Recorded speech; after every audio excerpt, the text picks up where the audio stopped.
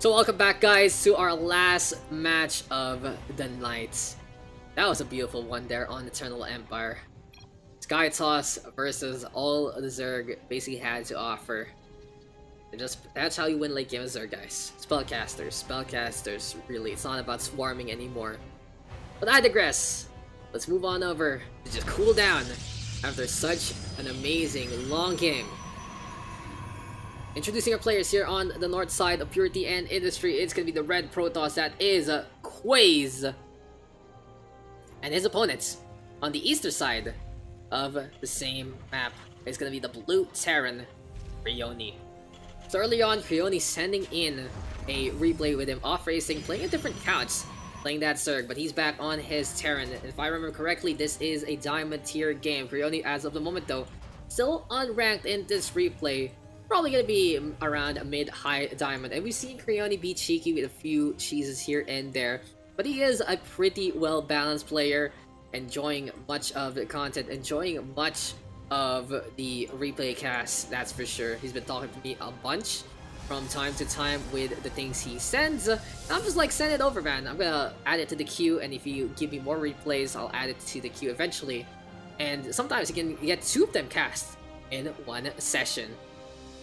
And with Krioni to be able to get that scout and back on Purity and Industry, inhibitor zones are gonna be dotting the skies. And what will our Terran do? Seems like a refinery is in order. QuaeZZ in the meantime setting up in behind. So it seems like he is gonna be looking to basically protect parts of his lines closer to his base.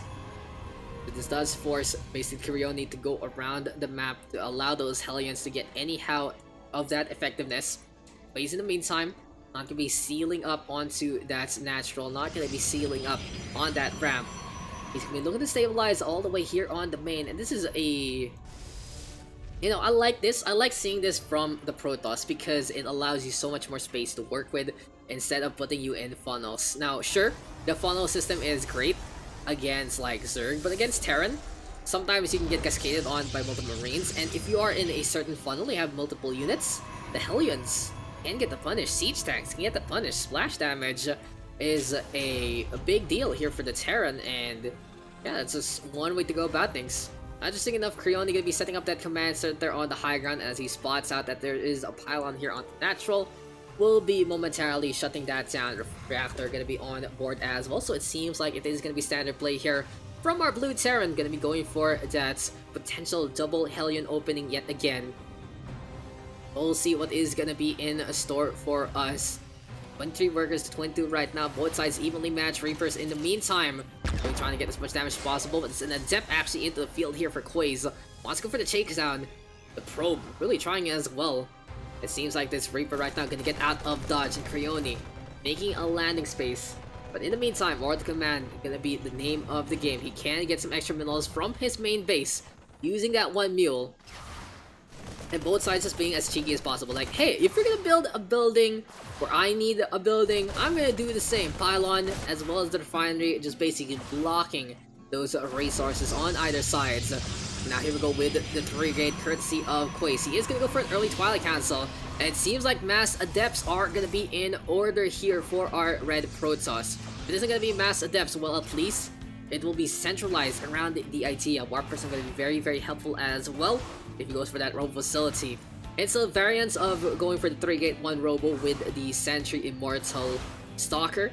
This is more based on shutting down enemy mineral lines, and I like if the Shade Micro is on point. Still though, 1.1 set on up here for Krioni. Liberator gonna be into the field as well, and we'll see if Krioni can actually use the Liberator in these inhibition zones. And it feels like he knows that QuaeZZ is going for the adept routes. Does he actually spot out that Twilight Council? Yes, he does. And in the meantime, oh!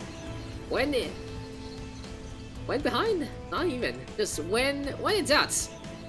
All the time, let's say it. All the time, Dark Shrine. Dark Templar. Gonna be the next piece of the puzzle. Now here for Krioni, he does have 2 orbital commands, so he might be able to get enough energy for it. It will really be a surgical strike here from QuaeZZ. He's not gonna be able to win out any real direct fights in this instance, especially against mech. as the blue Terran gonna be flying around the map. The real question is, does he spot things out? Robo Facility onto the outside. Warpersm, as I've said, gonna be helpful. And no delivery, they're not gonna spot that Dark Shrine anytime soon. Stalker's now gonna get morphed on in instead. Meantime, here comes the Siege Daks. And the Adepts holding the line. Interesting enough though, Krioni not going for the Siege on in, just really going for the fight. Started that action in points. And Stalker's in behind them, making sure that there is gonna be no air battalion whatsoever. 5 minutes in, 2 bases still here for both of our players.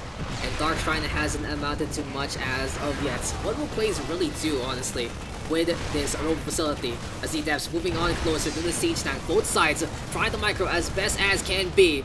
It seems like the Marines gonna mop up the Adepts, but the Stalkers are there to go for the KO as well.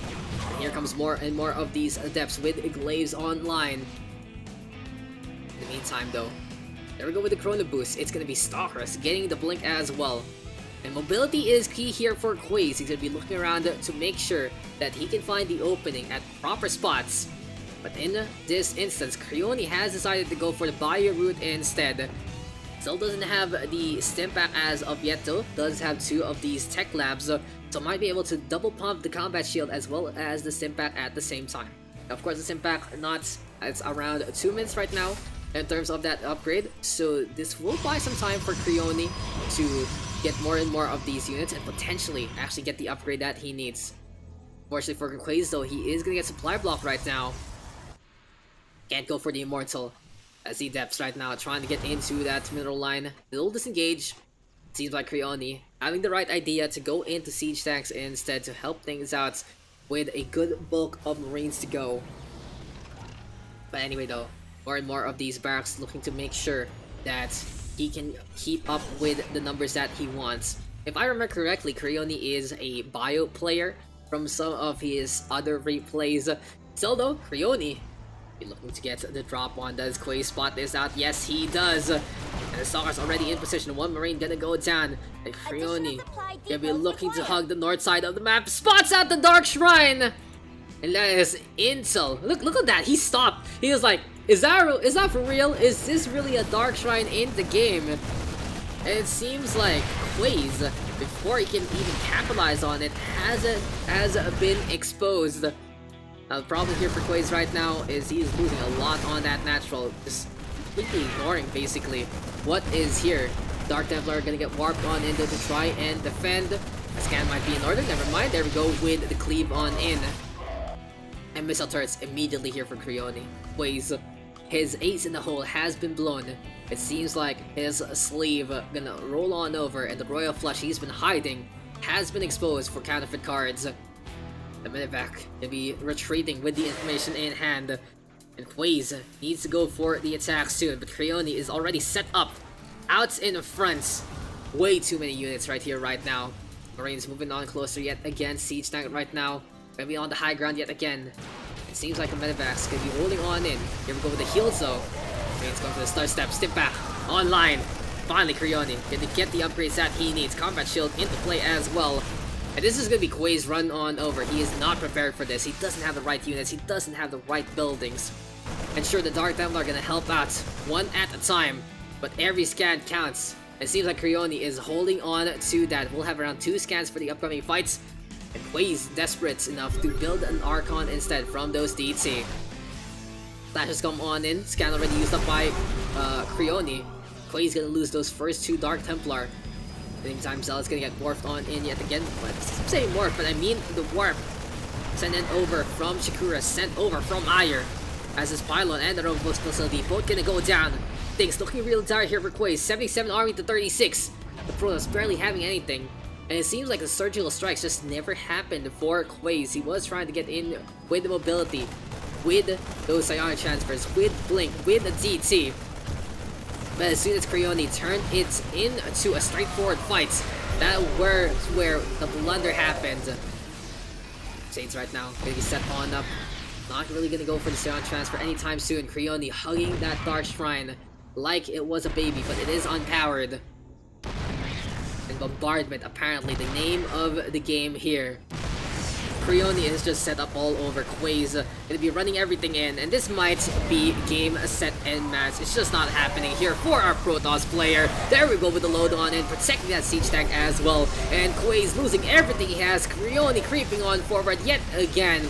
And Terran Ingenuity gonna be met by basically firepower. Gunpowder truly is king no matter what. Guns blazing, tanks are there with their cannons. And just purity and industry. That's what you can say about the composition here from Krioni, as QuaeZZ is gonna be forfeiting that one, unable to get his game plan on. Krioni with the 10-minute victory. Well played there too, the Terran turning it into a straightforward fight and being surgical enough, finding the Dark Shrine in time.